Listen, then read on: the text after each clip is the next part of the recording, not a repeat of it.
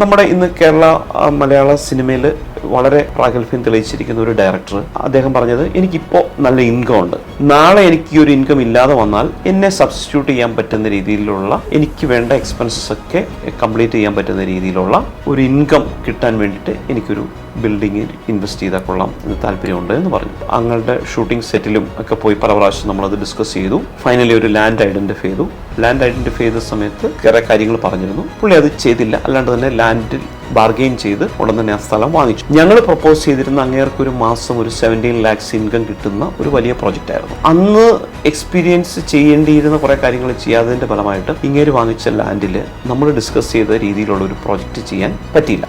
കാരണം എന്താ വെച്ച് കഴിഞ്ഞാൽ അതിനകത്ത് പൈലിങ്ങും മറ്റു കാര്യങ്ങൾക്കൊക്കെ വേണ്ടിയിട്ട് ഒരു ഹ്യൂജ് എമൗണ്ട് ഇൻവെസ്റ്റ് ചെയ്യണമെന്ന് പറഞ്ഞപ്പോഴത്തേക്കും ഇങ്ങേര് പേടിച്ചുപോയി.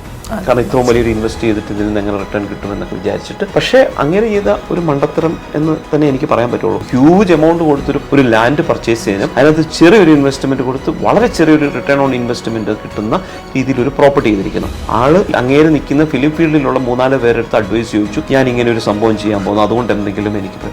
ആൾക്കാരും അങ്ങനെ